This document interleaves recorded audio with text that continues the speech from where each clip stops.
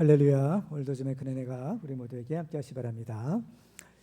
자, 오늘은 장벽을 무너뜨린 사람들이라는 제목으로 또 함께 은혜를 나누고자 합니다.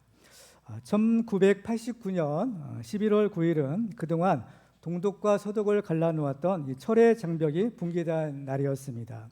도저히 무너질 수 없을 것만 같았던 장벽이 드디어 무너져 내린 것입니다.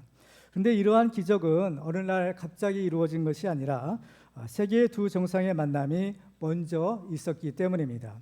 1985년 11월 19일 미국의 로널드 레이건 대통령과 소련의 미하일 고르바초프가 제네바에서 처음 만났는데 이 두 사람의 정상회담이 바로 이 냉전의 종식을 불러오는 첫 걸음이 되었고, 또 4년 뒤에 이루어진 몰타회담에서는 공식적인 냉전의 종식이 선언되고 그 이듬해 10월에 바로 이 독일의 재통일이 이루어졌던 것입니다.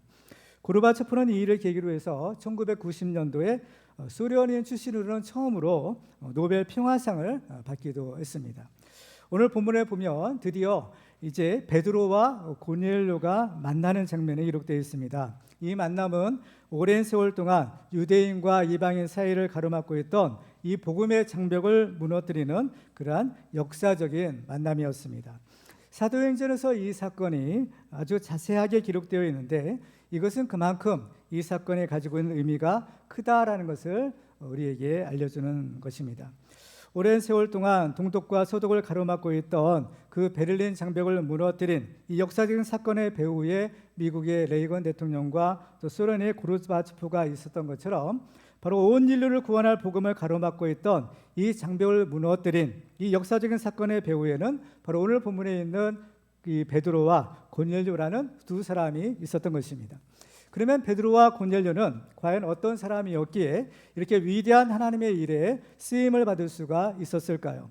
오늘 말씀을 통해서 우리는 그 비결을 살펴보고 우리도 이처럼 위대한 하나님의 일에 쓰임받는 축복의 주인공들이 되시기를 주님의 이름으로 축원합니다.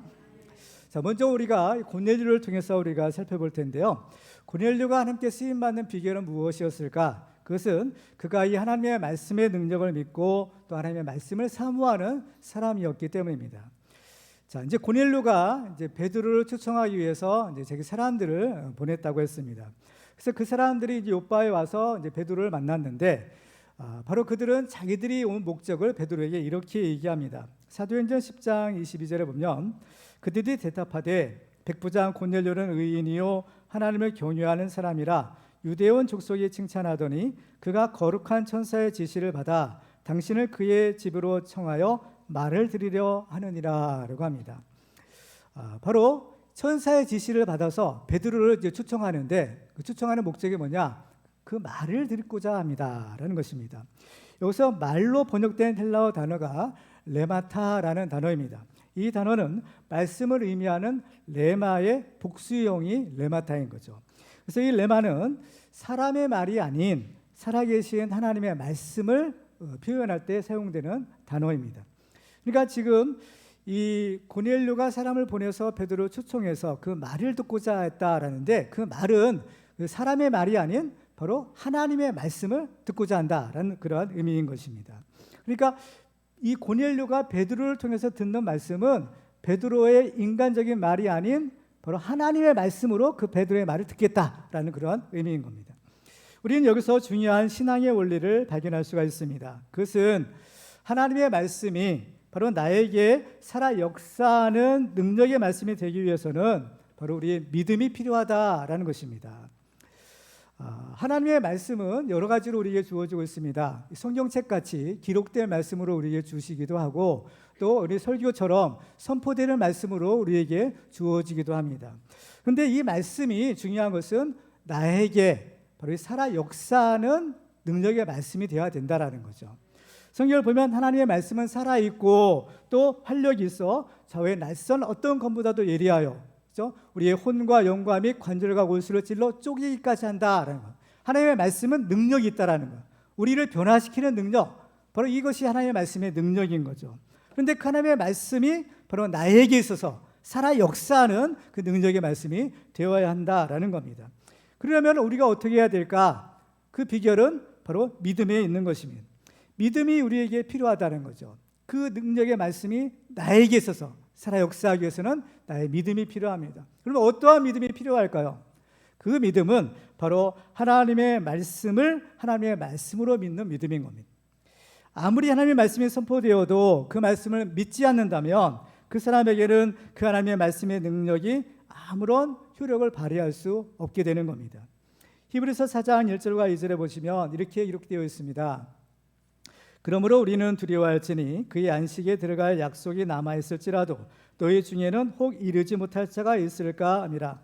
그들과 같이 우리도 복음 전함을 받은 자이나 들은 바 그 말씀이 그들에게 유익하지 못한 것은 듣는 자가 믿음과 결부시키지 아니함이라. 똑같은 하나님의 말씀이 주어지지만 어떤 사람에게서는 그 말씀이 살아있는 생명의 말씀이요, 또 어떤 사람에게는 그냥 스쳐 지나가는 소리로 들릴 수 있는 것입니다. 그 차이는 무엇이냐? 바로 믿음에 있다라는 것입니다. 씨 뿌리는 비유에서 보면요, 동일한 씨가 땅에 떨어지는데 어떤 땅에 떨어진 씨는 이제 열매를 맺지 못해요. 근데 착하고 좋은 땅, 옥토에 떨어진 씨는 이제 자라서 30배, 60배, 100배 열매를 맺게 되는 겁니다. 예수님은 이 비유에서 씨는 하나님의 말씀이라고 하셨고 또 이 땅은 사람들의 마음의 상태를 의미하는 것이다 라고 가르쳐 주셨습니다. 이 말씀을 주신 예수님은 바로 말씀이 육신이 되어서 이 땅에 오신 하나님의 아들이십니다. 그래서 그 당시에 이 예수님의 말씀을 들은 사람들이 참으로 많았는데 그 예수님의 말씀을 들었다라는 것은 곧 하나님의 말씀을 들은 것을 의미하죠. 그런데 안타깝게도 그 말씀을 들었음에도 불구하고 그 말씀을 믿지 않는 사람들이 아주 많았다라는 것입니다. 그래서 예수님은 믿지 않은 자들에 대해서 이렇게 말씀하셔요. 마태복음 13장 14절과 15절에 보면 예수님이 이사야의 예언을 가리켜 이렇게 말씀합니다. 이사야의 예언이 그들에게 이루어졌으니 일러스되 너희가 듣기는 들어도 깨닫지 못할 것이요 보기는 보아도 알지 못하리라. 이 백성들의 마음이 완악하여져서 그 귀는 듣기에 둔하고 눈은 감았으니 이는 눈으로 보고 귀로 듣고 마음으로 깨달아 돌이켜 내게 고침을 받을까 두려워함이라 하였느니라. 그러니까 제일 저주받은 사람이 누구냐? 그것은 바로 그 마음이 완악해진 사람인 겁니다. 그 마음이 완악해지면 그 귀한 하나님의 말씀을 받아도 그 말씀을 어때요? 믿지 못하게 되는 거죠. 하나님의 말씀을 하나님의 말씀으로 듣지 못하게 되는 것입니다. 왜냐? 하나님의 말씀을 우리가 들어야만 우리 영혼이 살 수 있는 겁니다. 하나님의 말씀은 우리 영혼의 양식이라고 했는데 사람이 떡으로만 살 것이 아니요 하나님의 입에서 나오는 모든 말씀으로 살 것이라 하신 것처럼 우리는 하나님의 말씀을 들어야만 살 수 있는 존재인 거예요. 그런데 하나님의 말씀을 들어도 듣지 못한다는 겁니다. 깨닫지 못하는 거죠. 그러니까 그 영혼이 죽는 것입니다. 씨 뿌리는 비유에서 보면 하나님의 말씀을 받지 않으면, 믿지 않으면 새가 그 씨를 주워 먹는 것처럼 마귀가 그 말씀을 빼앗아간다라고 하시는 거예요. 이와 반대로 복이 있는 사람은 어떤 사람입니까? 고넬료와 같이 하나님의 말씀을 사모하고 하나님의 말씀을 잘 믿는 사람이다라는 겁니다. 그래서 이어지는 예수님께서 말씀은 마태복음 13장 16절과 17절에서 이렇게 말씀합니다. 그러나 너희 눈은 봄으로 너희 귀는 들음으로 복이 있도다. 내가 진실로 너희에게 이르노니 많은 선지자와 의인이 너희가 보는 것들을 보고자 하여도 보지 못하였고 너희가 듣는 것들을 듣고자 하여도 듣지 못하였느니라 하십니다. 오늘 본문 24절을 보면 고넬료가 얼마나 하나님의 말씀을 사모하고 또 그 말씀을 기다렸는가라는 것을 알 수가 있습니다. 24절 말씀을 보시면 고넬료가 그의 친척과 가까운 친구들을 모아 기다리더니 라고 했어요. 모아서 기다렸다라는 겁니다. 여기서 기다리다라는 단어가 있는데 이 단어의 헬라어 원어를 보면 프로스도 카오라는 단어를 사용하고 있습니다. 이 단어의 뜻은 무엇인가 하면 단순히 기다리는 것이 아니라 우리 인간이 메시아를 기다리듯이 구세주를 기다리듯이 간절하게 기다리는 것을 의미할 때 이 단어를 사용하는 것입니다. 그러니까 고넬료가 그의 친척과 가까운 친구들을 모아서 기다렸다라는 것은 그만큼 간절함으로 베드로를 기다렸다라는 것입니다. 그런데 그곳에는 이 고넬료 한 사람만 있었던 것이 아니었다라는 겁니다. 고넬료는 자기 가족은 물론이고 그의 친척과 가까운 친구들을 불러 모았고 그들도 함께 이 베드로를 간절하게 기다리고 있었던 것입니다. 그러면 여기서 우리가 한번 생각해 볼 것이 있는데 그건 뭐냐? 지금 이 고넬료가 천사의 지시를 받아서 베드로를 초청하기 위해서 자기 사람들을 이제 보냅니다. 근데 과연 보냈는데 베드로가 그 초청에 응해서 자기 집에 올지 안 올지 이것이 사실 결정되지 않았던 거죠. 더군다나 이 유대인과 이방인들 사이에 바로 이러한 장벽이 있었던 겁니다. 유대인의 관습에 의하여 법에 의하면 이방인과 접촉하는 것을 금했기 때문인 거죠. 그렇기 때문에 과연 베드로가 올지 안 올지 모르는 상황이고 또 설령 온다 하더라도 언제 올지 모르는 상황인 겁니다. 지금 이 고넬료가 있는 가이사랴와 베드로가 있는 요파 사이의 거리는 바로 50km 정도 되는 그러한 거리라는 거예요. 그러니까 하루에 갈 수 있는 거리가 아니라는 겁니다. 그래서 지금 이 고넬료가 보낸 사람들도 바로 그날 보내서 그 다음날 도착했다라는 거죠. 그러니까 이거 먼 거리에 있는 베드로이기 때문에 설령 온다 하더라도 언제 도착할지는 모르는 겁니다. 이러한 상황에서 이 고넬료는 그의 친척과 친구들을 미리 다 모아서 불러 모아 놓았다라는 겁니다. 그러면 왜 이 고넬료는 언제 올지도 모르는 이 베드로를 기다리기 위해서 자기가 아는 사람들을 다 불러 모아 놓았을까라는 거예요. 우리는 몇 가지 이유를 생각해 볼 수가 있는데요. 첫 번째는 이 고넬료가 하나님께서 자기에게 주시는 축복을 함께 받기 위해서라는 겁니다. 고넬료는 환상을 통해서 천사를 보았고 그 천사를 통해서 베드로를 초청하라라는 명령을 받았습니다. 하나님께서 이 고넬료에게 베드로를 청하라라고 하신 목적이 있어요. 그건 뭐냐? 고넬료를 축복해 주기 위해서인 겁니다. 그 앞부분에서 보면 고넬료의 기도와 구제가 하나님 앞에 상달되어서 하나님의 기억하심이 되었다라고 했습니다. 그래서 하나님께서는 이 고넬료를 축복해 주기 원하시는데 그래서 환상을 통해서 이 천사를 보내주신 겁니다. 그래서 이 천사의 지시는 뭐냐? 베드로를 초청하라는 겁니다. 왜 베드로를 초청할까? 베드로를 통해서 하나님의 말씀을 듣기 위해서다라는 것입니다. 베드로를 통해서 주시는 하나님의 말씀은 어떤 말씀입니까? 이것은 바로 생명의 말씀인 겁니다. 그렇기 때문에 그 귀한 말씀을 자신만 듣는 것이 아니라 이제 자기가 아는 모든 사람들도 같이 듣고 같이 축복을 받아야 되겠다라는 것이 이 고넬료의 생각이었다라는 것입니다. 두 번째 이유는 무엇이었을까? 그것은 이 고넬료가 하나님의 말씀이 얼마나 귀한 것인지 그 가치를 알았기 때문입니다. 고넬료는 바로 무엇이 귀한 것인 줄을 아는 사람이에요. 그러니까 아무리 귀한 것이라 할지라도 그 가치를 아는 사람에게야 그것이 귀한 것이면 아무리 귀한 것이라도 그 가치를 모르는 사람에게는 그것은 그냥 하찮은 것에 불과한 거죠. 그래서 예수님은 이런 천국 비유를 하세요. 마태복음 13장 45절과 46절을 보시면 또 천국은 마치 좋은 진주를 구하는 장사와 같으니 극히 값진 진주 하나를 발견하며 가서 자기의 소유를 다 팔아 그 진주를 사느니라 라고 했어요. 천국의 가치가 이렇다는 겁니다. 무엇이 자기의 전 재산을 주고도 살만한 가치가 있는 것이냐? 바로 그것이 하나님의 나라요 하나님의 말씀이다라는 것입니다. 그래서 이 고넬료는 그 말씀의 가치를 알았기에 미리미리 다 불러 모은 거죠. 그리고 또 결정적인 이유는 무엇인가 하면 이 고넬료는 이제 올 베드로를 하나님의 보내신 사자로 알았기 때문인 겁니다. 고넬료는 베드로를 하나님의 보내신 사자로 알았기에 그 베드로를 잠시라도 기다리게 해서는 안 된다라고 생각을 했던 겁니다. 왜냐하면 이 베드로는요 하나님의 보내신 사람인 겁니다. 하나님의 사자라는 거죠. 이 하나님의 보내신 사람은 그 사람을 보낸 그 하나님을 대표하는 사람인 겁니다. 그러니까 이게 개인의 자격으로 오는 것이 아니에요. 베드로는 하나님의 사자로 하나님의 보내신 사람, 하나님을 대신해서 온 사람이다라는 겁니다. 그래서 오늘 보면 25절을 보면 이 고넬료가 이 베드로를 어떻게 영접했는가라는 것을 이렇게 기록합니다. 25절에 보시면 마침 베드로가 들어올 때에 고넬료가 맞아 발 앞에 엎드려 절하니 라고 했어요. 고넬료는 이 베드로를 보자마자 그 베드로의 발 앞에 엎드려서 절을 했다라는 겁니다. 이 절하다라는 말로 번역된 헬라어 동사가 프로스키네오라는 단어입니다. 근데 이 단어는 언제 사용되는 단어냐? 그 시대에는 노예가 있었어요. 종이 있었는데 그 노예가 땅바닥에 바짝 엎드려서 그 주인의 발에 입맞출 때 그것을 표현하는 단어가 바로 이 프로스퀴네오라는 절하다라는 그러한 단어라는 겁니다. 근데 이 단어는 종교적인 의미로 사용될 때는 하나님을 경배하다라는 의미로도 사용된 단어입니다. 그러니까 지금 이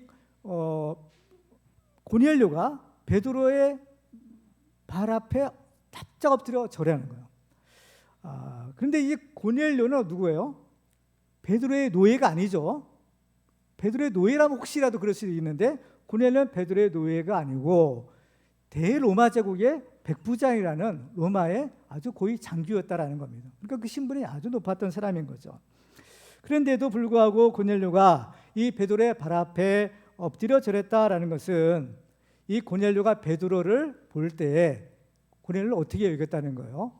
그만큼 이 신적인 존재로 하나님처럼 여겼다라는 것을 의미하는 것입니다.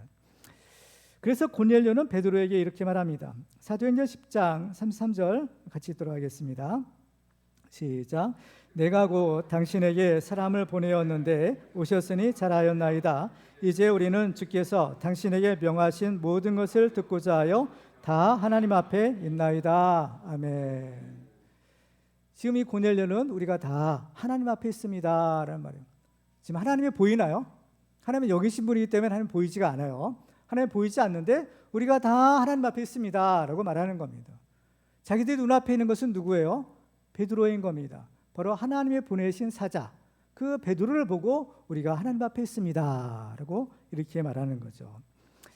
이 하나님 앞에라는 말이 이제 코람데오라는 말이잖아요. 그러니까 신전 의식을 가지고 살았다라는 것을 우리가 볼 수가 있는데, 이게 우리가 다 이제 하나님 앞에 있는 것처럼, 그러니까 당신을 통해 주시는 그 말씀을 하나님의 말씀으로 우리가 받겠습니다라는 이러한 모습인 겁니다. 특별히 여기서 고넬료는 주께서 당신에게 명하신 모든 것을 들으려 한다라고 했어요. 주께서 명하신, 여기서 우리가 주목해야 될 단어는 명하신이라는 단어인 겁니다. 그러니까 주께서, 하나님이 베드로에게 명하신, 그러니까 말씀하신 거예요. 사실은 말씀하신 것을 지금 이 고넬료는 뭐라고 들었어요? 뭐라고 얘기했어요? 명하신, 명령하신 것으로 지금 알았다라는 것입니다. 이것이 과연 무엇을 의미할까? 지금 이것은 이 고넬료의 신분이 누구냐, 뭐냐라는 것을 우리가 이해할 필요가 있죠. 고넬료는 누구예요? 군인인 겁니다. 지금 로마의 백부장이라고 했어요. 로마의 백부장인 군인으로서 이 고넬료는 이 누구보다도 명령의 의미를 잘 알고 있었던 사람인 겁니다. 그렇죠? 군인이란 것은, 특별히 충성된 군인은 어떤가요? 나라를 위해서 자기 목숨을 바치는 사람인 겁니다. 그리고 이 명령에 따라서 살기도 하고 그 명령에 따라서 죽기까지 하는 것이 바로 이 군인의 본분인 것입니다. 그래서 군인이 어때요? 존경받는 겁니다. 왜? 자기 목숨을 바치기 때문에. 그러니까 이 고넬료가 주께서 당신에게 명하신 것을, 명하신 모든 것을 우리가 듣고자 한다라는 것은 바로 이 하나님의 말씀을 절대적인 명령으로 지금 여기고 있다라는 것을 알 수 있는 겁니다. 고넬료가 하나님이 주신 말씀을 하나님의 명령으로 받아들였다라는 것은 그 하나님의 말씀은 자기가 생명 걸고 순종해야 될 하나님의 명령으로 이해했다라는 것입니다. 그러면 고넬료가 이렇게 할 수 있었던 이유는 무엇일까요? 그것은 바로 하나님의 말씀의 능력을 알았기 때문인 겁니다. 오늘 본문에서 명하다라고 번역된 헬라어 단어가 프로스타소라는 단어인데요. 이 말의 원래의 뜻이 뭐냐면은 바르게 정돈하고 세우다라는 겁니다. 그러니까 하나님께서, 주께서 베드로에게 명하신, 그 말씀하신 것은 결국 이 베드로의 삶을 바르게 정리하고 세우는 말씀, 이것을 의미하는 거예요. 그러니까 하나님이 베드로에게 주신 모든 말씀은 바로 우리 베드로뿐만 아니라 우리 모든 인간의 삶을 바르게 정리하고 세우는 능력의 말씀이다라는 겁니다. 이것은 죄로 인해서 어그러지고 무너진 우리의 삶을 바르게 정돈하고 다시 세우는 것은 오직 하나님의 말씀으로서만이 가능하다라는 것을 의미하는 겁니다. 이것은 무엇이에요? 우리가 구원을 받고 거듭나 새 사람이 되는 것을 의미하는 겁니다. 에베소 4장 22절 이하에 보면 너희는 유혹의 욕심을 따라 썩어져가는 구습을 따르는 옛사람을 벗어버리고 오직 너희의 심령이 새롭게 되어 하나님을 따라 의와 진리의 거룩함으로 지으심을 받은 새 사람을 입으라는 것. 새 사람이 되어라. 거듭나야 된다라는 겁니다. 어떻게 거듭나 새 사람이 될 수 있느냐? 그것은 바로 이 하나님의 말씀을 통해서라는 거예요. 베드로전서 1장 23절 말씀을 같이 읽습니다. 시작. 너희가 거듭난 것은 썩어질 씨로 된 것이 아니요 썩지 아니할 씨로 된 것이니 살아있고 항상 있는 하나님의 말씀으로 되었느니라. 아멘. 그러니까 이 고넬료가 하나님의 말씀을 절대 순종해야 될 하나님의 명령으로 받아들일 수 있었던 것은 그 말씀을 통해서만이 바로 우리의 인생이 바르게 정돈되고 다시 세워질 수 있는 그러한 비결인 것을 알았기 때문인 겁니다. 하나님께 복을 받은 사람들은 오늘 본문에 있는 고넬료처럼 하나님이 보낸 사자를 하나님처럼 영접하고 또 그 전해주는 말씀을 하나님의 말씀으로 받았던 사람들이다라는 것을 성경은 증거하고 있어요. 데살로니가서 2장 13절에 보면 바울이 데살로니가 교회에 편지할 때 이렇게 얘기합니다. 같이 한번 읽어볼까요? 시작. 이러므로 우리가 하나님께 끊임없이 감사함은 너희가 우리에게 들은 바 하나님의 말씀을 받을 때에 사람의 말로 받지 아니하고 하나님의 말씀으로 받음이니 진실로 그리하도다. 이 말씀이 또한 너희 믿는 자 가운데에서 역사하느니라. 아멘. 바울이 말씀을 전했는데 그 말씀을 사람의 말이 아닌 하나님의 말씀으로 받은 사람들, 그 사람들에게는 이 하나님의 말씀이 역사하고 있다는 것, 그 말씀에 살아서 그들의 삶을 변화시켰다, 거듭나게 했다라는 것을 의미하는 겁니다. 또 바울이 갈라디아 교회에 편지할 때도 역시 이런 얘기를 합니다. 갈라디아서 4장 14절에 보면 너희를 시험하는 것이 내 육체에 있으되 이것을 너희가 업심여기지도 아니하며 버리지도 아니하고 오직 나를 하나님의 천사와 같이 또는 그리스도 예수와 같이 영접하였도다. 바울은 여러 가지 약점이 많은 사람이에요. 물론 좋은 점도 장점도 많지만 한편으로는 육신의 어떤 그 연약한 부분들이 있었나 봅니다. 그렇지만은 그러한 연약한 모습에도 불구하고 이 바울을 어떻게 해요? 바로 하나님의 천사와 같이 또 예수님처럼 그렇게 자기를 영접했다라고 이게 바울이 편지하는 겁니다. 여러분은 하나님의 말씀을 듣고 있습니다. 여러분들 하나님의 말씀을 과연 어떻게 듣고 계신가요? 이 말씀이 살아계신 하나님의 말씀으로 듣고 계십니까? 아멘. 하나님의 말씀으로 들으셔야 됩니다. 그렇지 않으면 이 말씀이 여러분에게는 아무런 유익이 되지 않는다라고 성경은 말씀합니다. 오직 하나님의 말씀을 말씀으로 믿는 사람만이 그 말씀이 여러분 가운데 우리 가운데 살아 역사하는 능력의 말씀이요 우리를 변화시키는 말씀이요 우리를 거듭나는 생명의 말씀으로 역사할 줄 믿습니다. 이스라엘 백성들은 광야에서 하나님이 내려주시는 만나를 먹고 살았습니다. 이 만나는 바로 영의 양식, 하나님의 말씀을 상징하는 것이었죠. 사람이 떡으로만 살 것이 아니요 하나님의 입에서 나오는 모든 말씀으로 살 것이다 라고 하신 것처럼 바로 이 만나를, 신령한 만나를 먹고 살았던 것이 이스라엘 백성들인 겁니다. 그런데 이스라엘 사람들은 어떻게 했나요? 그 만나 조금 먹더니만 불평하고 원망하고 말았던 겁니다. 하나님의 말씀을 어떻게 듣느냐에 따라서 우리 영적인 상태, 우리 영적인 건강도를 우리가 알 수가 있어요. 하나님의 말씀을 들을 때에 우리가 정말 이 단마음으로 듣는 것이 중요한 겁니다. 하나님의 말씀을 우리가 들을 때 이 하나님의 말씀이 듣기 싫어질 때가 있어요. 하나님의 말씀이 또 부담스러울 때가 있는 거예요. 불편할 때가 있는 거예요. 그럴 때는 우리가 조심해야 되는 겁니다. 왜냐? 우리의 영혼의 상태가 좀 좋지 않기 때문인 거예요. 성경을 보면 하나님의 말씀을 제일 싫어하는 존재가 있어요. 그게 누구냐면 귀신들인 겁니다. 귀신 들린 사람이 예수님의 말씀을 들을 때 그들은 견딜 수가 없었던 거예요. 예수님 말씀하시니까 견디지 못해서 큰 소리를 지르고 발악을 하면서 쫓겨나가는 겁니다. 그러니까 하나님의 말씀을 들을 때 만약 이러한 상태가 된다면 그 속에 악한 것들이 지금 역사하고 있는 증거라고 볼 수 있는 겁니다. 그렇지만 정말 복이 있는 사람은 어떤 사람이에요? 하나님의 말씀을 하나님의 말씀으로 믿고 하나님의 말씀을 정말 감사하게 받는 사람이 복이 있는 사람인 겁니다.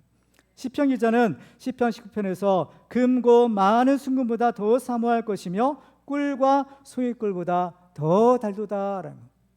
이것이 영적으로 건강한 사람들의 모습인 겁니다. 아무쪼록 정말 하나님의 말씀이 여러분에게 꿀과 송일구보다 더 단 말씀으로 들려지기를 바랍니다. 우리도 이 고넬료처럼 믿음을 가지고 그 말씀에 순종함으로 그 말씀에 살아 역사하여서 우리 영혼이 살아나고 우리의 삶이 바르게 세워지고 정돈되는 그런 축복의 주인공들 되시기를 주님의 이름으로 축원합니다. 자, 그러면 이제 베드로를 통해서 우리가 살펴볼 것은 과연 베드로는 어떻게 해서 하나님께 쓰임 받았을까? 베드로는 어떤 사람이었느냐? 베드로는 겸손하게 하나님의 말씀에 순종하는 사람이었던 것입니다. 고넬료가 베드로를 만났을 때 마치 하나님을 만난 것처럼 엎드려 절했다라고 했어요.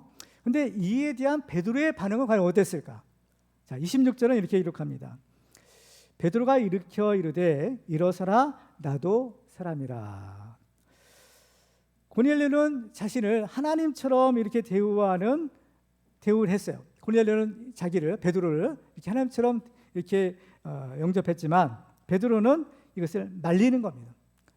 그래서 그를 이렇게 세우고 나도 사람이다. 나한테 절하지 말아라 라는 것입니다. 나도 사람이라는 것. 베드로의 이 말은 사실이었던 겁니다. 그렇죠. 베드로가 사람이지 뭐가 있어요. 그렇죠? 사람인 겁니다. 본래 베드로는 갈릴리에서 고기를 잡는 어부였어요. 근데 예수님께서 그 고기 잡는 베드로를 부르시죠. 나를 따라오너라. 내가 너를 사람 낚는 어부가 되게 하리라. 그래서 그 예수님의 말씀에 순종해서 그 예수님을 베드로가 따라간 겁니다. 그랬더니 베드로의 인생이 바뀌는 거예요. 그렇죠? 베드로가 정말 그 예수님의 약속하신 대로 위대한 사도가 된 겁니다. 그래서 이 베드로가 한번 설교하니까 한 번에 3,000명씩 회개하고 예수 믿는 역사가 일어난 거예요. 또 베드로는 어떤가요? 나면서부터 걷지 못했던 그 안진뱅이를 그 예수 이름으로 일으켜 세우기도 하고 또 8년 된 그 중병으로 앓던 애니야도 이렇게 세웠죠. 그리고 또 심지어는 죽었던 다비다도 다시 살려내는 이러한 기적을 바로 행할 수 있었던 겁니다.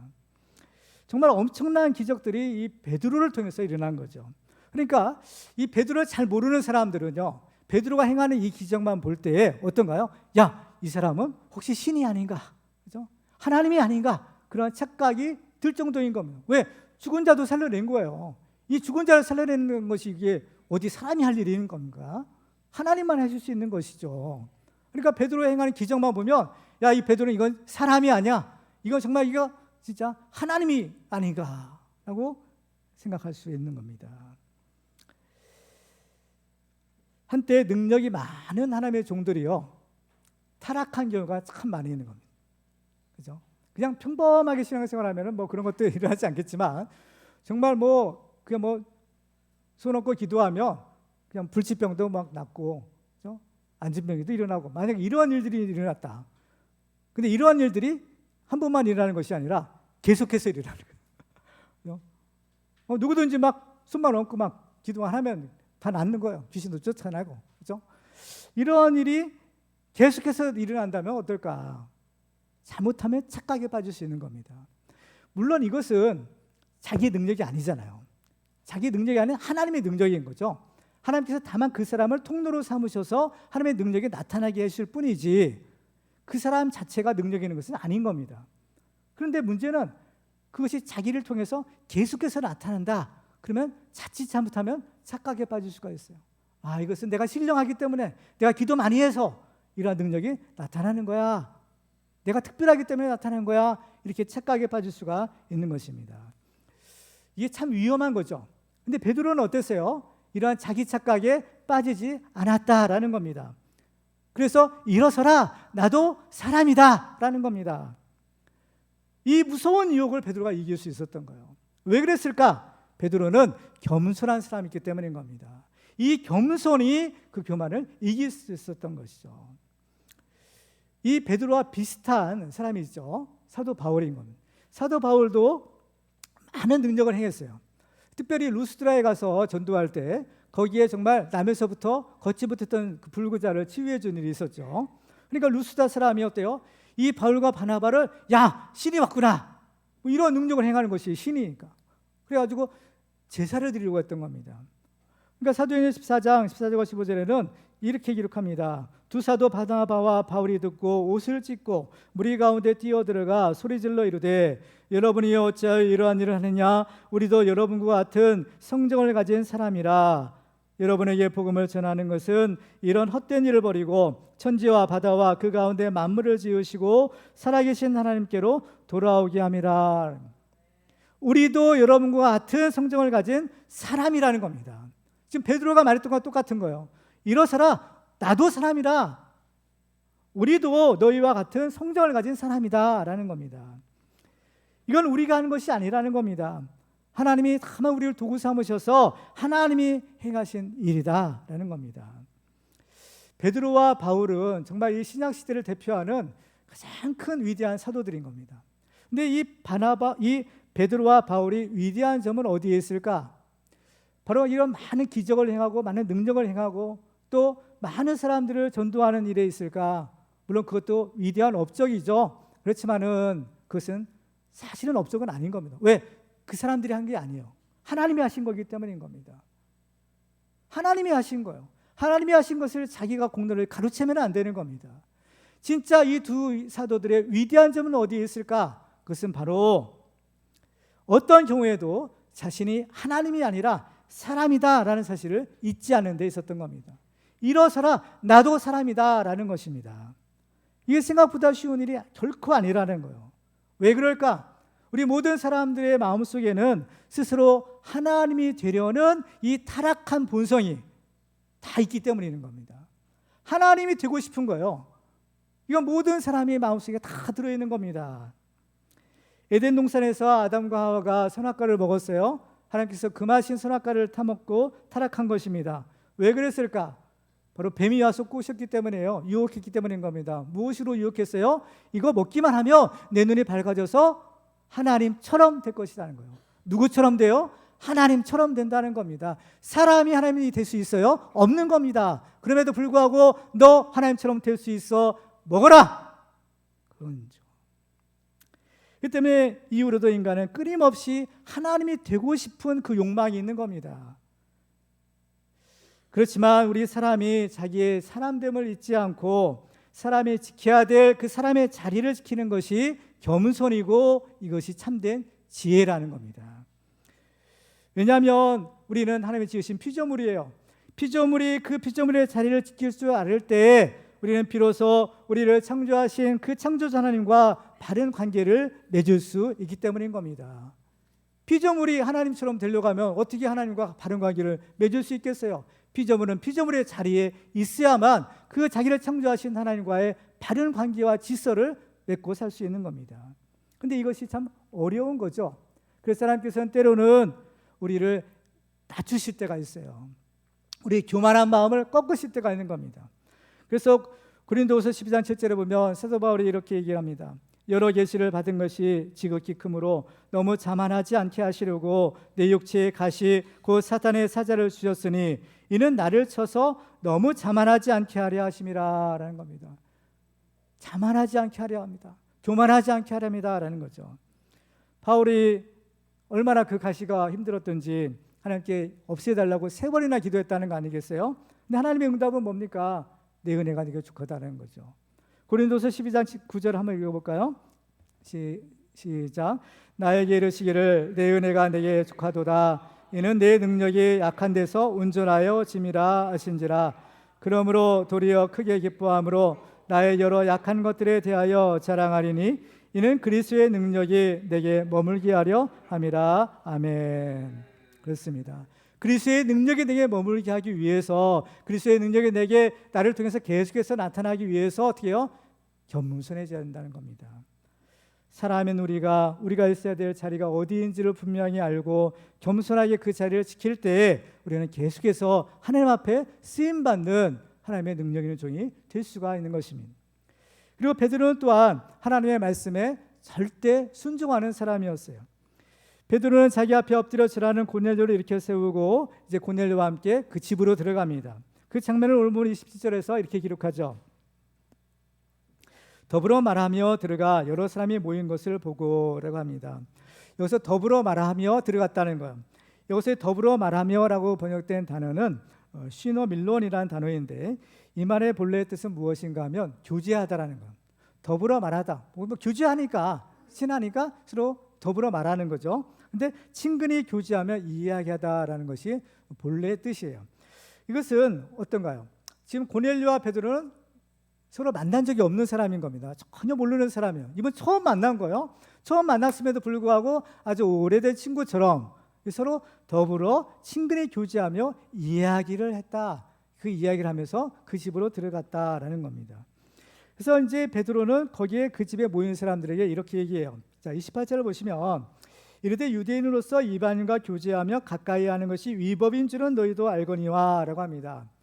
자, 유대인으로서 이방인과 교제하며 가까이 하는 것, 이것이 뭐예요? 지금 더불어 말하면 거죠.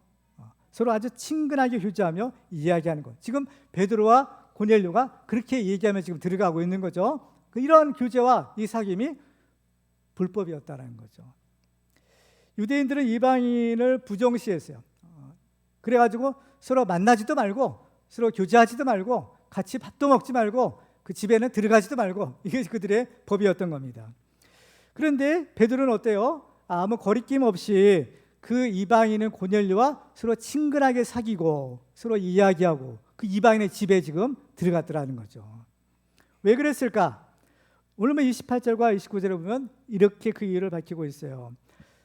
자, 보시면 이르되 유대인으로서 이방인과 교제하며 가까이 하는 것이 위법인 줄은 너희도 알거니와 하나님께서 내게 지시하사 아무도 속되다 하거나 깨끗하지 않다 하지 말라 하시기로 부름을 사양하지 아니하고 왔노라. 유대인의 법으로 그만 이방인과의 그 교제를 이 베드로가 할 수 있었던 이유는 뭐예요? 하나님이 그렇게 말씀하셨기 때문에, 하나님이 명령하셨기 때문에 내가 그 말씀에 순종해서 이 법인 줄 알지만 내가 이렇게 왔다라는 것입니다. 앞부분에서 이 베드로가 보자기 환상을 보았죠. 그 환상에서도 하나님께서 분명히 말씀하시는 거예요. 앞부분 사도행 10장 15절을 보면 또 두 번째 소리가 있으되 하나님께서 깨끗하게 하신 것을 내가 속되다 하지 말라 하더라.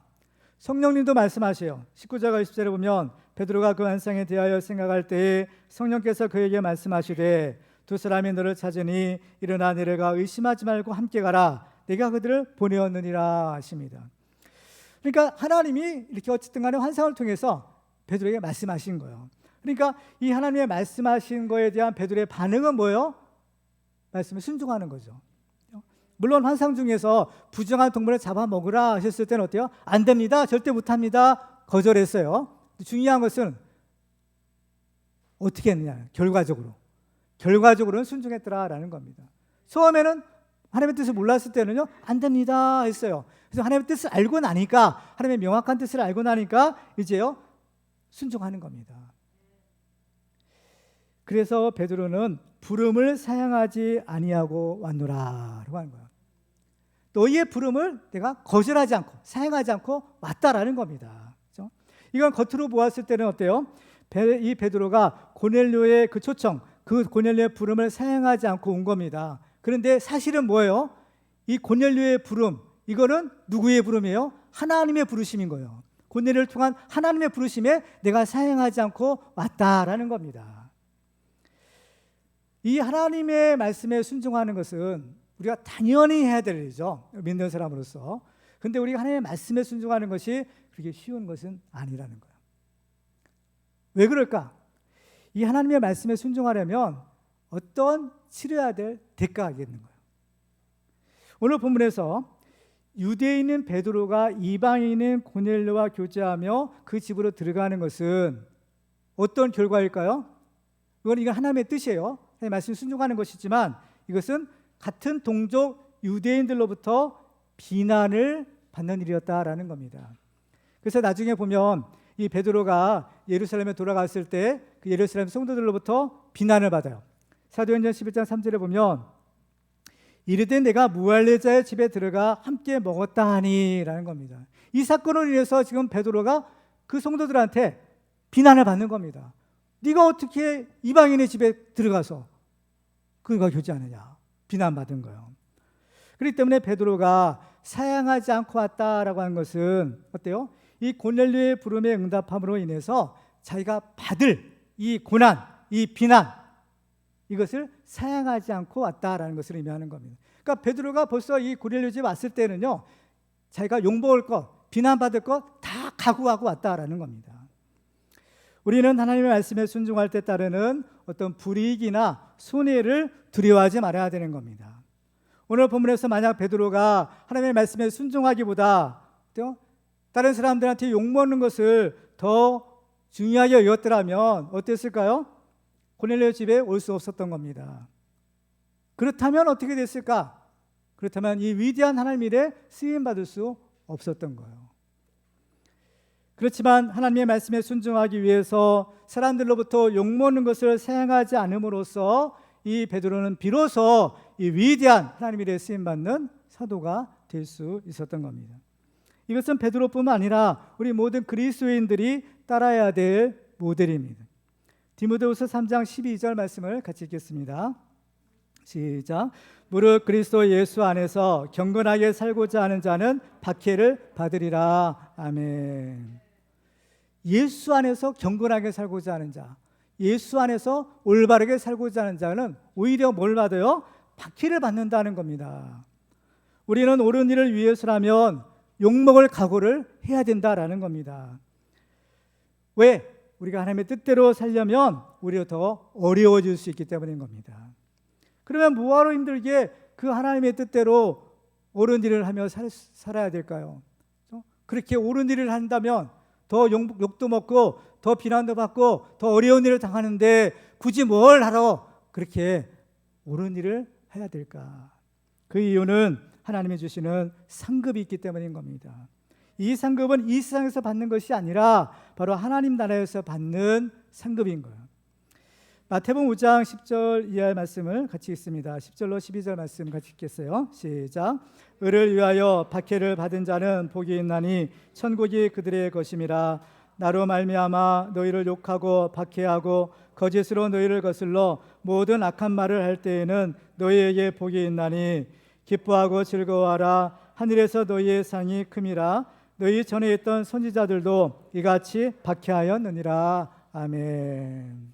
그렇습니다. 하나님 앞에서 올바르게 살고자 하는 자는 다 어려움을 겪어요. 우리가 믿는 예수님도 마찬가지잖아요. 예수님도 하나님의 뜻대로 순종해서 우리를 구원하러 오셨는데 이 땅에 오셔서 뭘 하셨어요? 십자가를 지시는 겁니다. 그 십자가를 지신다는 것은 어때요? 욕먹는 거예요. 수치를 당하는 겁니다. 심지어 채찍질 당하고 죽는 거예요. 그런데 십자가를 지는 것이 하나님의 뜻이다라는 거예요. 예수님이 하나님의 뜻대로 순종했더니 어때요? 비록 욕먹었어요. 수치를 당했어요. 죽임을 당했어요. 그런데 하나님이 다시 살려주시는 겁니다. 부활 승리하시고 우리를 구원하시는 구세주가 될 수 있었던 거예요.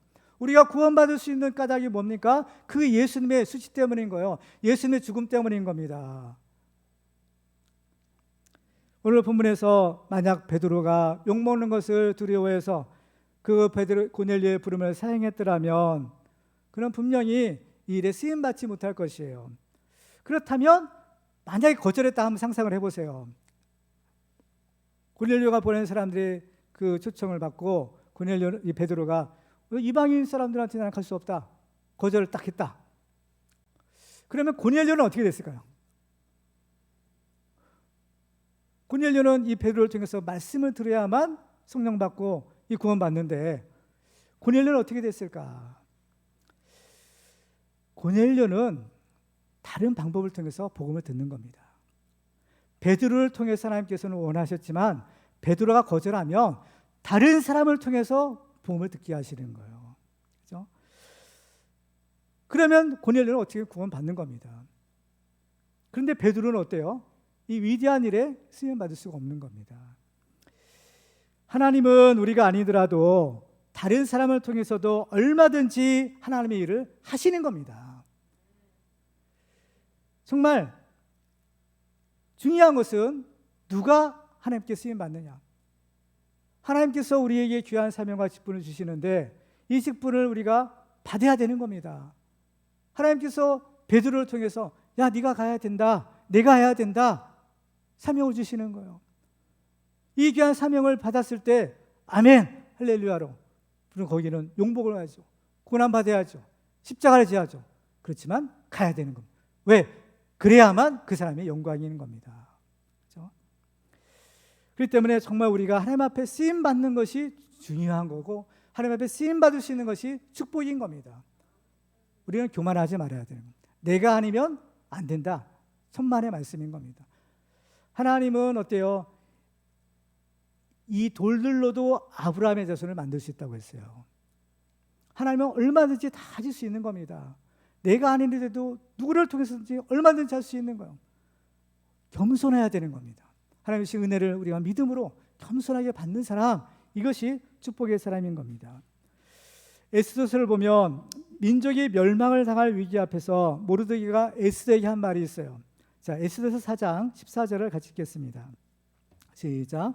이때 내가 만일 잠잠하여 말이 없으면 유다에는 다른 데로 말미암아 노임과 구원을 얻으려니와 너와 내 아버지 집은 멸망하리라. 내가 왕후의 자리를 얻은 것이 이때를 위함이 아닌지 누가 알겠느냐 하니. 그렇습니다. 내가 잠잠하면, 그렇죠? 유다에는 다른 데로 말미암아 구원 받는다는 겁니다. 왜? 하나님의 뜻이에요. 하나님의 뜻은 어떻게든지 이루어지는 겁니다. 네가 아니더라도 다른 사람을 통해서 얼마든지 이루어질 수 있어. 그러나 하나님께서 너에게 이 사명을 주신 것은 너를 축복하기 위함이야 라는 겁니다. 우리는 옳은 일을 해야 됩니다. 우리는 옳은 편에 서야 됩니다. 그렇지만 옳은 일을 하려면 욕을 얻어 먹어야 되고 때로는 불이익을 당할 수가 있어요. 그러나 우리는 그걸 두려워하지 말아야 되는 겁니다. 오히려 기뻐하고 즐거워야 되는 겁니다. 정말 우리가 피 흘리기까지 죄와 싸우고 하나님의 말씀에 순종할 때 우리는 하나님이 예비하신 의의 멸류관을 받는 그 승리의 날이 반드시 오고야 말 것입니다. 우리는 베드로처럼 겸손하게 자기의 자리를 굳게 지키고 그 하나님의 말씀에 순종함으로써 하나님 앞에 위대하게 쓰임받는 축복의 주인공들 되시기를 주님의 이름으로 축원합니다. 이제 말씀 맺겠습니다. 오늘 우리는 이방인 선교의 장벽을 무너뜨린 이 역사적인 사건의 주인공인 고넬료와 베드로의 만남을 살펴보았습니다. 사실 이 두 사람의 만남은 도저히 이루어질 수 없는, 마치 물과 기름처럼 도저히 만날 수 없는 불가능한 사건이었습니다. 그렇지만 이 만남을 가능하게 하신 분은 바로 하나님이셨습니다. 왜냐하면 하나님은 바로 예수 그리스도를 통해서 바로 이 장벽을 먼저 무너뜨려 주셨기 때문인 겁니다. 하나님과 우리 인간 사이를 가로막고 있는 죄의 장벽을 예수 그리스도의 보혈의 피로 그 십자가의 능력으로 무너뜨리신 분이 하나님이시기 때문인 겁니다. 그렇기 때문에 하나님은요, 우리의 장벽을 무너뜨릴 수 있는 분이신 겁니다. 유대인과 이방인 사이의 장벽도 누가 무너뜨리셨어요? 하나님이 무너뜨리신 겁니다. 지금 우리에게도 넘을 수 없는 장벽이 있을 수가 있습니다. 그렇지만 예수를 믿는 사람은 바로 예수님처럼 그 장벽을 무너뜨리는 사람이 될 수 있는 것입니다. 오직 믿음으로 하나님의 말씀에 순종하며 나갈 때 그 여리고선이 무너지듯이 우리 앞에는 어떤 견고한 장벽도 다 무너질 줄 믿습니다. 오늘 우리는 이 말씀의 검으로 모든 복음의 장벽들을 깨서 무너뜨리고 담대하게 생명의 복음을 전함으로 죽어가는 영혼들을 구원하고 우리는 예수 그리스도에서 하나가 되는 축복의 공동체를 다 이루시기를 주님의 이름으로 축원합니다.